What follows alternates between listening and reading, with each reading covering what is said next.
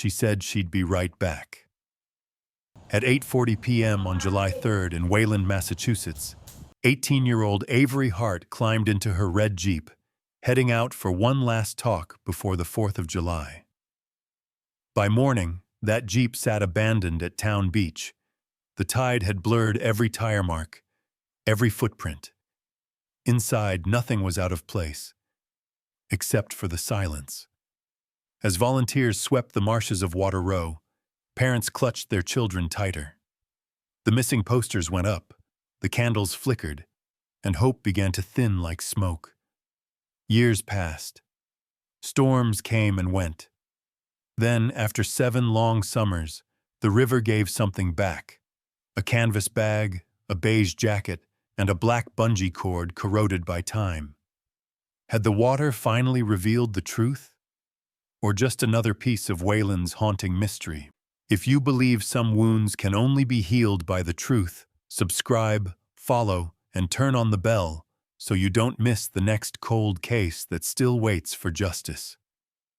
Wayland, Massachusetts. July 3rd, 8:40 p.m. The sky is the color of old denim, streaked with the first hints of fireworks as dusk falls over the small New England town. At the edge of a quiet cul-de-sac, Avery Hart slings her bag into the passenger seat of her red Jeep. She is 18, newly graduated, her brown hair pulled into a messy ponytail, the taste of freedom and summer in the air. "Just need to talk for a bit. I'll be back soon," she calls through the open door to her mother, who stands in the kitchen with a dish towel, pausing only long enough to smile and wave. The house is humming with background noise. The dishwasher, a faraway barbecue, someone lighting sparklers 2 streets over. Avery slips behind the wheel, rolling down her window to catch the humid breeze. As she pulls away, the headlights cut a brief path over trimmed lawns and faded mailbox flags. The town is alive with its own rhythms. Children chasing fireflies, the pop and hiss of early fireworks, laughter drifting from backyard decks. Wayland is the kind of place where everyone knows everyone, and every street seems to have its own story. Tonight, those stories will shift forever. Avery's phone buzzes. A text from Tessa, her closest friend, asking if she's okay. Avery ignores it, too wrapped up in the thoughts circling her mind. There is something she needs to settle, a conversation she's been avoiding for weeks. She turns onto Plain Street, the Jeep rumbling over a familiar stretch of cracked pavement, heading toward the water. She thinks about college in the fall, the half-packed boxes under her bed, her mother's hopeful plans, and the silence that has crept into her own heart. By 9:15, Avery is cruising past the town gas station, headlights briefly illuminating a group of teenagers loitering near the pumps. She doesn't see any familiar faces, but she keeps her gaze steady, not wanting to be recognized or stopped. A security camera blinks overhead, capturing a fleeting image.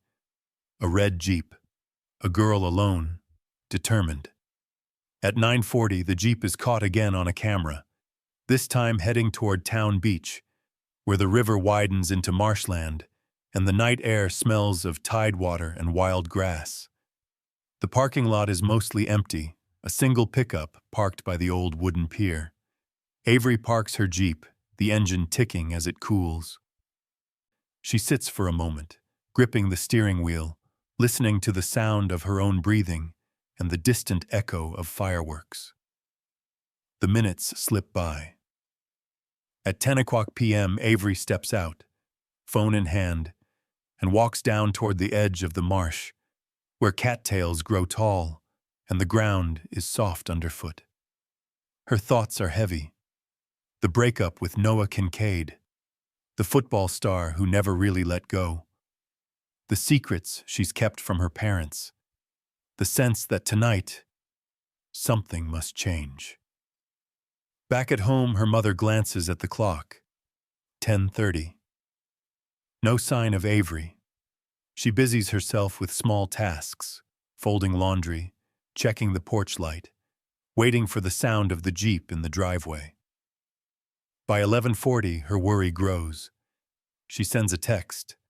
"Where are you?" It shows as delivered but never read. In the darkness, Avery's phone falls silent. The last light on the water flickers out.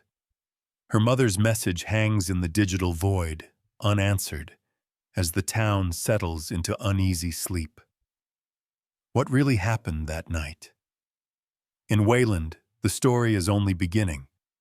The unanswered questions press at the edges of every heart and home. The girl who promised to be back soon has vanished, and the quiet town will never be the same. Morning in Wayland, Massachusetts dawns quietly, the air heavy with dew and the faint aftertaste of spent fireworks. But beneath the sleepy facade, there is a subtle tension, a ripple that passes from house to house as news of Avery Hart's absence begins to spread. Wayland is a town of just over 13,000 souls, a place where familiar faces greet each other in line at the corner bakery, and secrets rarely stay hidden for long. Avery Hart is well known here. The daughter of Elaine and Robert Hart, she's the kind of teenager who, for years, filled the air with music, her voice rising above the noise at school concerts, Sunday services, and the annual 4th of July parade. People remember her long brown hair, the way she laughed with her best friend, Tessa Bloom, and the easy confidence she carried, even in the face of her own heartbreak. This summer was supposed to be a bridge between two worlds. Avery had graduated high school just weeks before, her future mapped out in acceptance letters and scholarships. She planned to spend her last weeks at home savoring the familiar, singing at open mics, swimming at town beach, sharing secrets with Tessa under the wide, starlit sky. But every life, no matter how ordinary it may seem, is surrounded by unseen threads. There was Noah Kincaid, the ex-boyfriend whose shadow still lingered over Avery's summer. Noah, with his broad shoulders and restless energy, had been a fixture at football games and bonfires, but lately he seemed lost, adrift without Avery, his moods darkening after the breakup. Some said he was struggling to move on, while others whispered that he never really tried.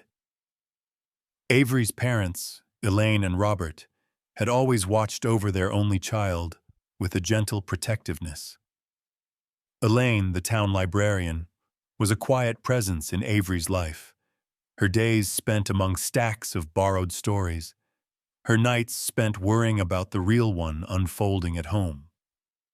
Robert, a sound technician for a local theater, was less vocal with his concerns, but every time Avery went out, he waited for the familiar hum of her Jeep pulling back into the driveway. Tessa Bloom, Avery's confidant since grade school, felt the first tremors of panic before anyone else. She was the only one who knew Avery's true plans for the night. In the hours before Avery disappeared, Tessa replayed their conversation over and over. The half-finished messages on her phone a ghostly echo of all the words she never sent. The map of Wayland is shaped by its people and their routines. There's the stretch of Plain Street, where Avery's Jeep was last seen. The town beach parking lot, where teenagers gather and the river meets the marsh. Water Row, a narrow road running through a tangled marshland that can swallow footprints and silence all but the bravest voices. These places are more than backdrops. They are silent witnesses to everything that happened and everything still unknown. In the days before Avery's disappearance, the town's usual pace seemed unchanged. Children rode bikes past picket fences, shopkeepers arranged displays, and the air buzzed with the promise of summer. But underneath, there were signs, a flicker of tension between Avery and Noah at the grocery store, The hush that fell when Avery's name came up at the diner. The way Tessa glanced at her phone whenever she thought no one was watching. No one saw what was coming. In a place where people took comfort in the sameness of their days, Avery's absence was an earthquake, cracking open old fears and new suspicions. As the search began, the town's routines shifted. Volunteers gathered at the pier, neighbors watched the marsh, and every parent held their children just a little closer. In Wayland, nothing truly disappears. Every secret leaves a trace. Every story lingers in the spaces between people. The town itself became a map of possibilities and doubts, a living reminder that sometimes even the smallest places can hold the darkest mysteries. And as the sun rose over the silent streets, the question on everyone's mind was the same. Where was Avery Hart? And who in Wayland held the key to her fate? On the night of July 3rd, as fireworks faded and the town slipped into darkness, the clock began its slow march through the final moments of Avery Hart's ordinary life. Time in Wayland moved quietly, unnoticed by most. But for those who would later piece together every minute, the hours became a map, a puzzle to be solved. At 9:40 p.m., a red Jeep appeared on the edge of a blurry security camera frame at the local gas station. Headlights flickered in the grainy footage as Avery's Jeep rolled through, alone in the glow of neon and the scattered debris of late-night customers. It headed in the direction of Town Beach, a place so familiar it hardly registered as a stop along the way. 10 minutes later, neighbors near Noah Kincaid's house heard the low rumble of a garage door. It was the kind of sound they'd grown used to, Noah coming or going at odd hours, the steady click and grind of machinery, the occasional thud of something heavy. But that night, the door slammed louder than usual. A porch light blinked out, a small disruption in the neighborhood's calm. Inside, the minutes passed with uneasy wait, 9:55 to 10:20 p.m.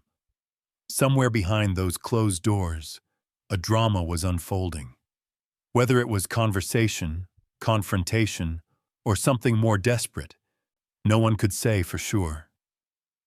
The garage, always a place of secrets and half-finished projects, was sealed from view. Meanwhile, at 10:28 p.m., Tessa Bloom sat on her bed, staring at her phone screen. She typed a message, fingers trembling. "Are you okay? Text me when you're done." But the words never made it past the draft folder. Something, hesitation, doubt, fear, kept her from hitting send. That unsent message would haunt her for years, a digital ghost of what she might have changed if only she'd pressed her thumb to the screen.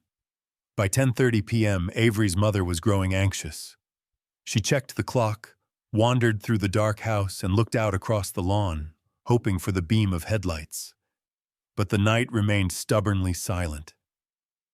At 11:40 p.m., driven by worry and the slow, gnawing dread only a parent can feel, she sent a text. "Where are you?"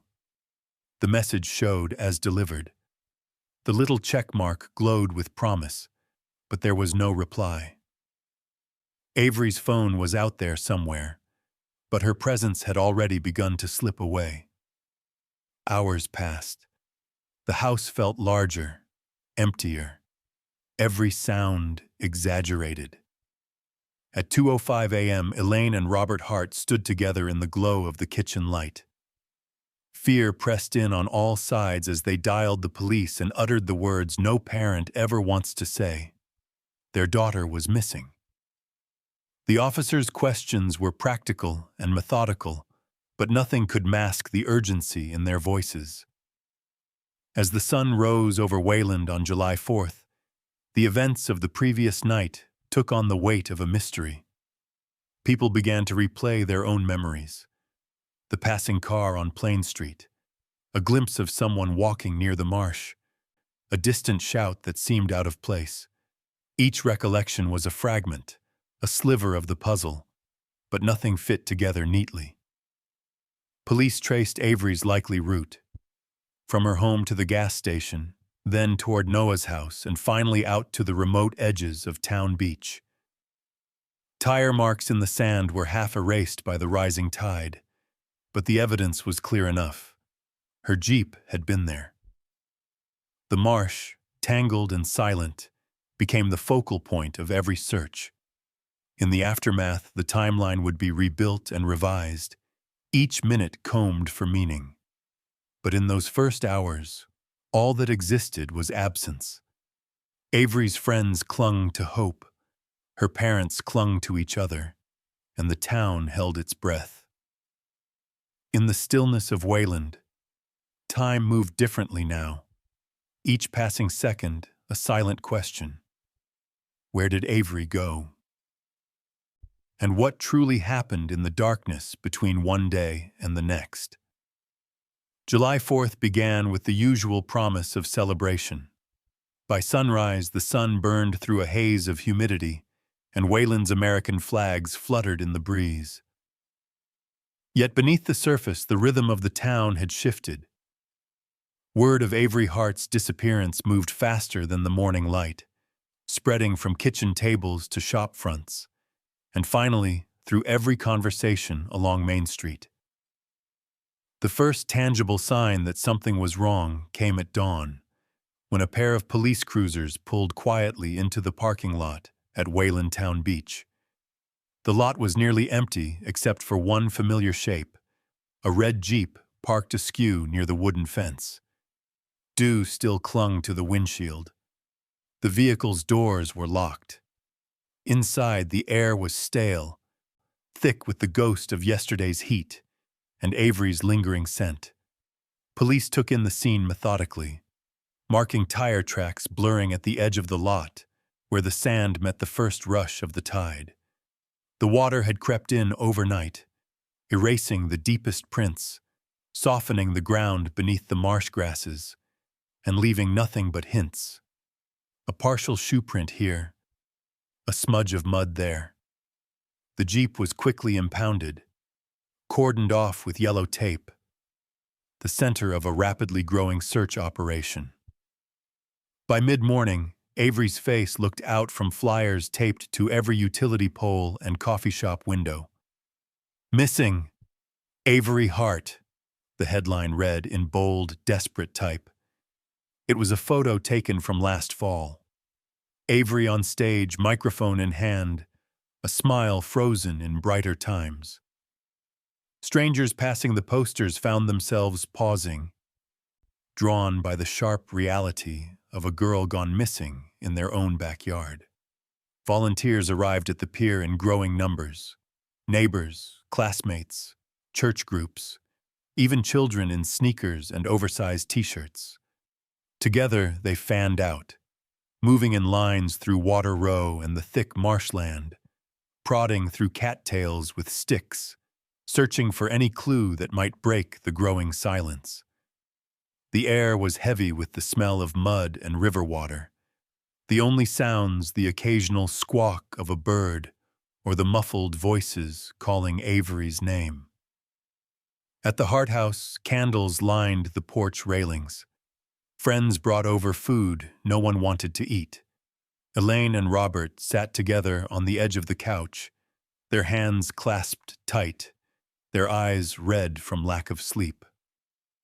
The front door was a revolving threshold for officers, reporters, and well-meaning neighbors offering prayers and casseroles.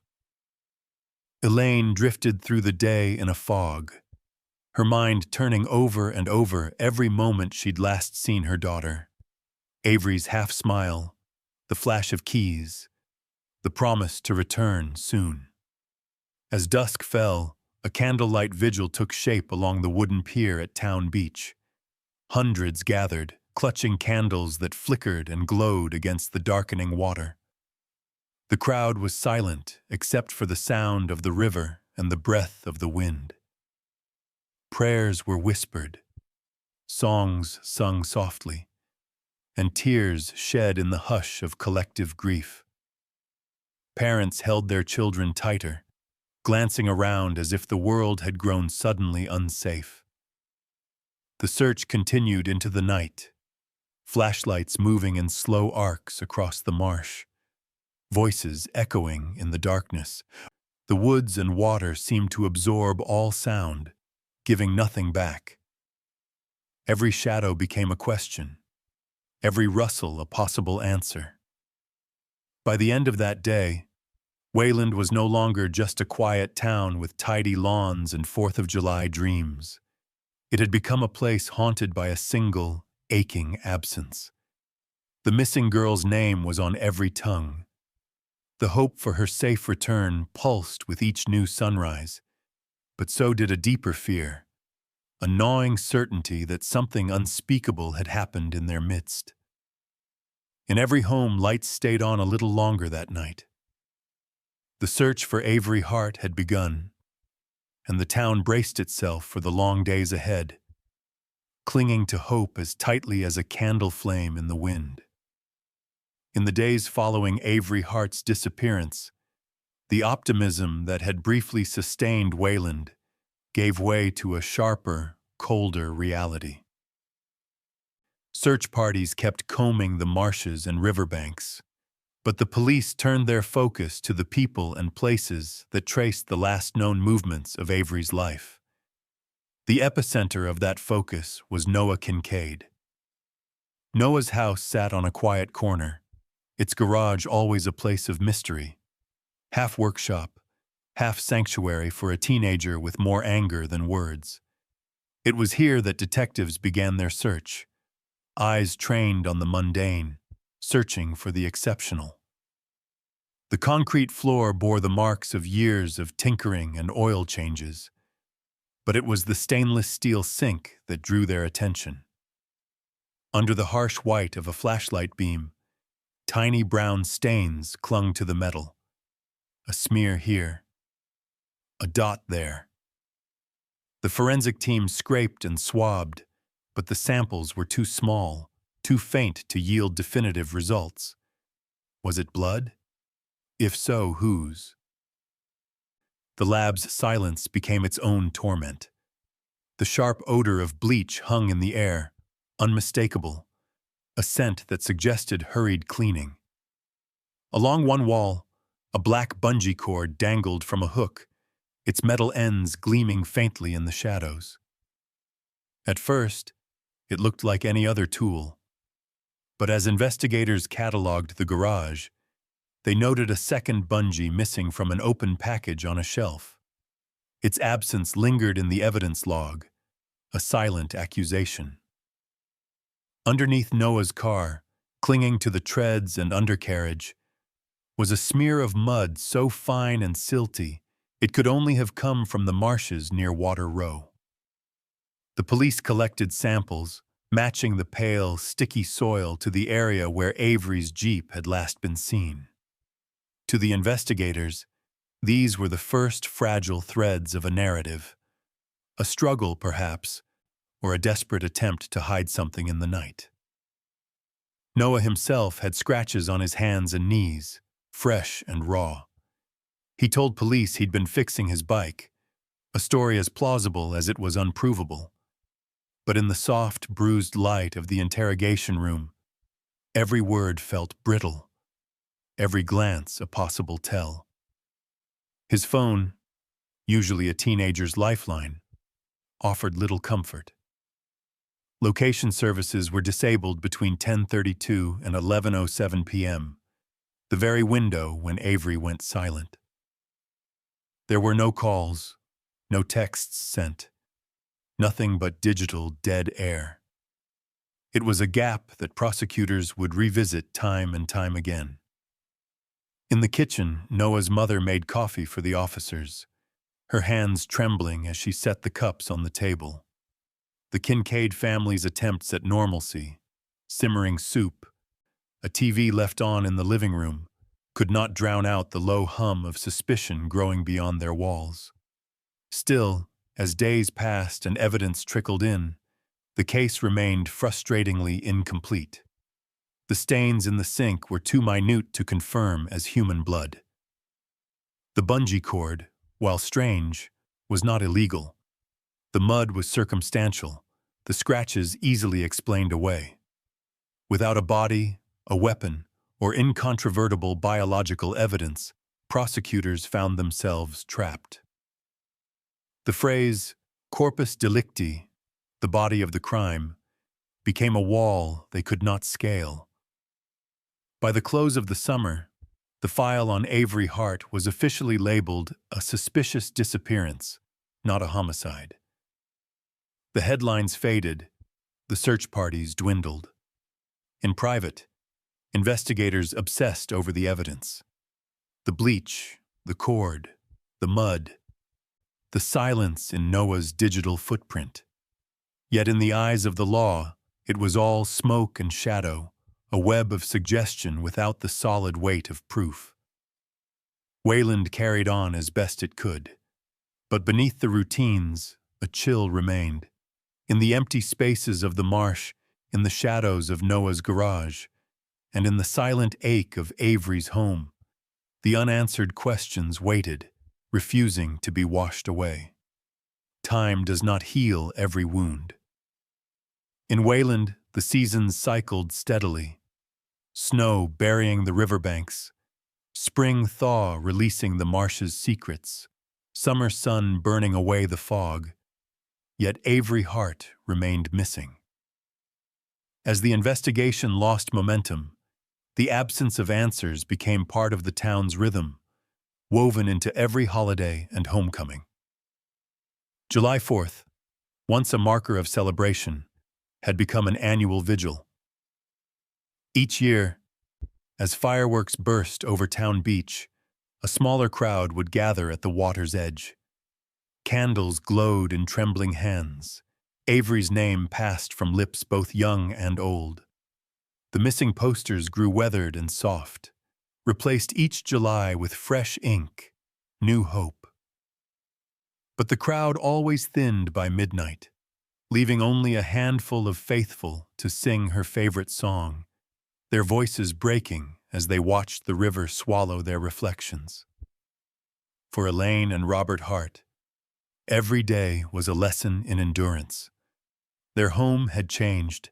The porch swing barely moved, Avery's room left untouched, a half-written song resting atop her guitar.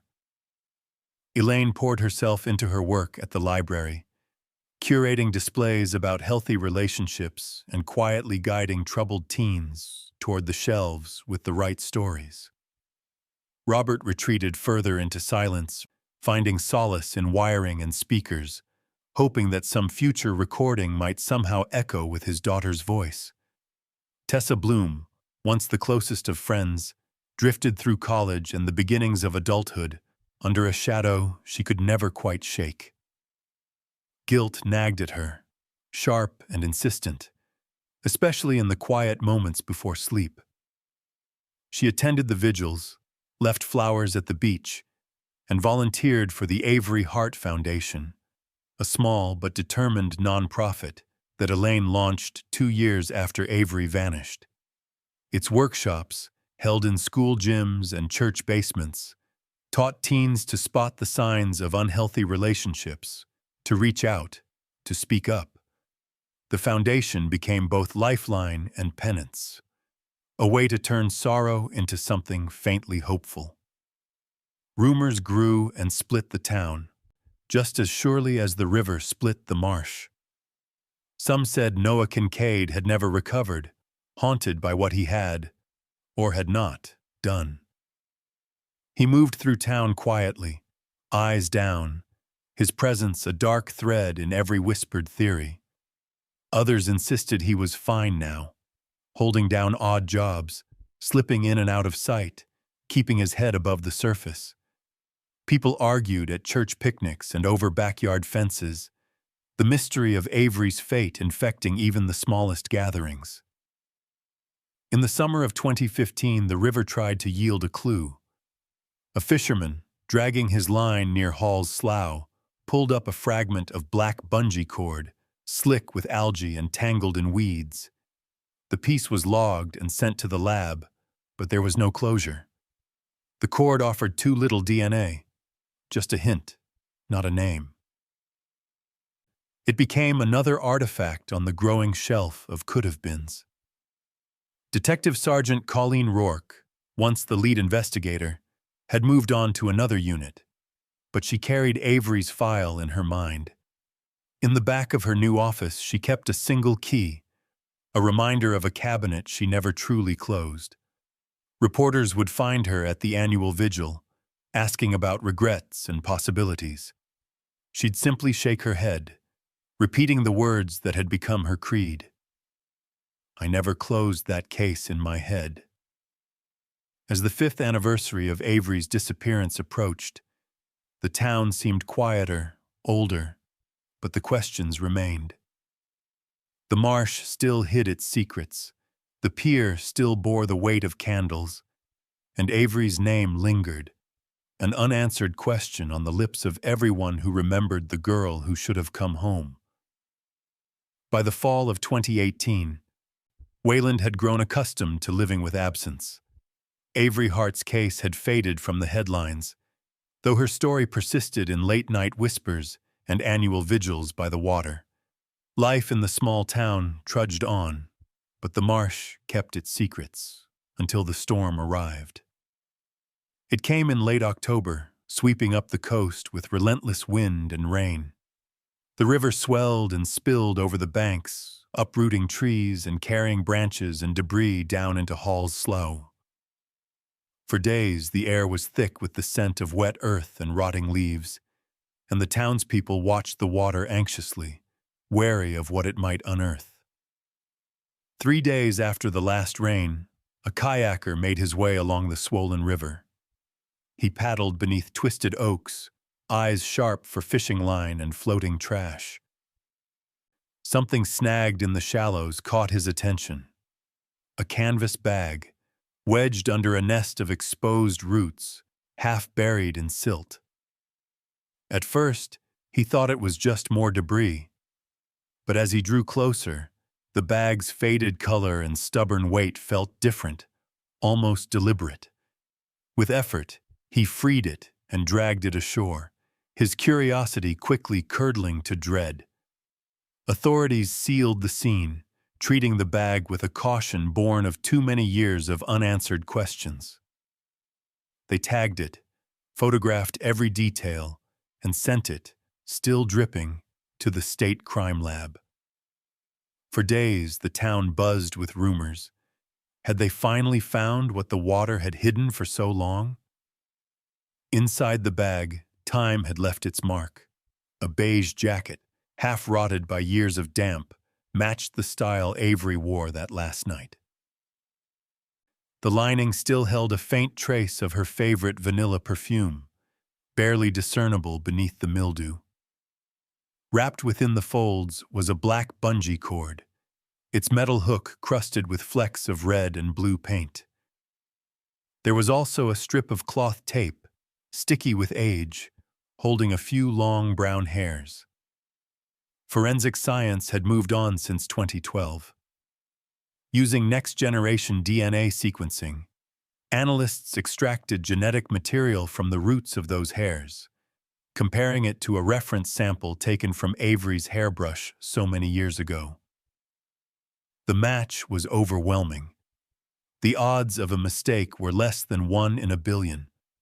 There, at last, was scientific confirmation that Avery had been in contact with these items, perhaps in her final hours. The canvas bag yielded one more secret: microscopic paint flakes embedded in the bungee hook. Under the microscope, the colors and chemical composition matched samples taken from the walls of Noah Kincaid's garage years earlier. What had once been circumstantial, just another chord among many, now became a link, drawing a clear line between Avery's last known movements and the silent, stained concrete where suspicion had long dwelled. The news moved through Wayland like a second storm. At first, there was relief. At least something had surfaced, some new direction for justice or closure. But quickly, that hope tangled with grief and anger. The possibility of answers revived old wounds. Elaine and Robert Hart sat together in their quiet house, hands entwined, reliving the nightmare with each new phone call from the detectives. Detective Sergeant Colleen Rourke stood in the reopened evidence room, the case file thick with new reports. She let herself feel hope, tempered by the burden of knowing how much was still unknown. Outside, the town gathered once again at the pier, candles flickering in the wind. Faces were older, hearts more guarded, but the need for truth had never dimmed. The marshland that had hidden its secrets for so long had finally surrendered a piece of the past. With the canvas bag, the jacket, and the DNA, the investigation lurched back to life, breathing possibility into a mystery that had nearly become myth. In Wayland, hope and dread walked hand in hand once more, waiting for the storm's true aftermath to be revealed. Winter pressed in close as the investigation reignited, and with it came a sense of uneasy anticipation. The storm's aftermath had breathed new life into Avery Hart's case, but it was technology, colder, smarter, and more relentless than before, that now carried the search for answers. In a quiet office far from the marsh, analysts hunched over screens, feeding years-old data into modern software. The original phone records, dismissed as imprecise in 2012, could now be mapped with uncanny accuracy. Every ping, every ghostly signal left by Noah Kincaid's disabled location services was dredged up, cross-referenced, and replotted. What emerged was a silent trail stretching through the night. Between 10:32 and 11:07 p.m., Noah's phone connected to two towers, the signals spanning a thin corridor from Water Street to Water Row, directly along the route between his house and the marshland, where Avery's Jeep and, years later, the canvas bag were found. The new evidence settled like a chill over the town. Investigators reconstructed the night with a precision that bordered on obsessive. The red Jeep's route through the quiet streets, captured for an instant by a grainy gas station camera. The muddy tire tracks, blurred by the returning tide, which mirrored the silt found under Noah's car. Signs of struggle near a lonely line of wooden posts at Town Beach, disturbed sand, a hair ribbon, a shallow impression in the marsh grass. Pieces that, for years, had meant nothing. Now they fit together like a grim mosaic. And always, there was the unsent 10:28 p.m. message on Tessa Bloom's phone. "Are you okay? Text me when you're done." It remained frozen in her drafts, as if the night itself refused to let it go. Investigators saw it as a snapshot of interrupted intention, a last thread in a tapestry of worry and fear. Tessa, too, found herself called in again, asked to walk the shoreline with detectives, to recall the feel of her phone in her hands, the dread she could not name. The town responded as if holding its breath. For every family that quietly lit a candle, another grumbled about reopening old wounds. Whispers swirled in the grocery store aisles, at gas stations, in the stands at the Friday night football game. The evidence, once scattered and toothless, was now sharpened by science and memory. Suspicion narrowed. Every eye followed Noah when he passed through town, each movement analyzed and parsed. The grand jury convened, summoned by the district attorney with a portfolio thickened by new reports. DNA analysis of the hair, paint flecks from the bungee hook, cell site logs charted against the topography of Wayland. The canvas bag's chain of custody was presented, every transfer documented, every forensic procedure checked and rechecked. Prosecutors spoke of overwhelming probability, of timelines that fit too well, of evidence that demanded explanation. Yet defense attorneys pushed back. It was an accident, they argued. No body, no proof of death. All you have is circumstance and coincidence. They leaned on gaps, on the lack of definitive physical evidence linking Noah's actions to a final, irrevocable harm. The town found itself suspended between hope and doubt, every new revelation balanced by an equally plausible shadow. For the Hart family, the slow grind of the legal system was another form of torment. Elaine sat in the gallery, hands wrapped around a photograph of Avery, willing herself to be brave. Robert's silence deepened, his grief no longer sharp, but worn smooth and heavy as river stone. Tessa replayed that night again and again, caught between memory and regret. Wayland braced for whatever would come next. Outside the courthouse, candles flickered in the winter dusk. The questions hung in the cold air, raw and insistent. Was the evidence enough? Would the truth, at last, come to light? Or would the story of Avery Hart remain another case caught in the shadows, forever waiting for closure the river never promised? Years passed, but time did not close the wound that Avery Hart's absence carved into Wayland. The town grew and changed around her memory. New families moved in. New children played in the streets. But for those who remembered the 4th of July, she vanished. Nothing was ever quite the same. The Hart house stood as both shrine and scar, its porch always neat, its lights sometimes left on until dawn. Inside, a bedroom remained untouched, a silent protest against the march of time. Avery's guitar, strings slack with neglect, leaned in one corner, beside a stack of music she would never play again. For Elaine and Robert Hart, every year was measured by loss. Anniversaries and holidays marked the distance from a life that could not be reclaimed. Elaine moved through the world as if underwater, carrying her grief in quiet gestures. An extra plate at the table, a candle left burning in the window, the careful curation of Avery's belongings in boxes labeled "Someday." Robert retreated further into solitude, finding small comforts in routine, in the static hiss of the old radio, in the repairs that never seemed to end. Their conversations about the future rarely strayed far from the shadow of the past. The town, too, bore the mark of an unhealed wound. At each annual vigil, neighbors gathered at the pier, holding candles that flickered against the night. Some faces were familiar, others new, but all shared a sense of unfinished business, a longing for justice or at least for answers.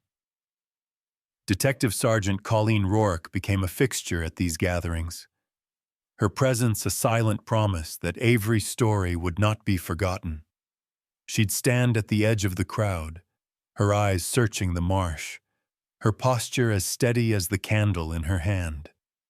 Rourke lived by a simple creed now: possibility, time, patience.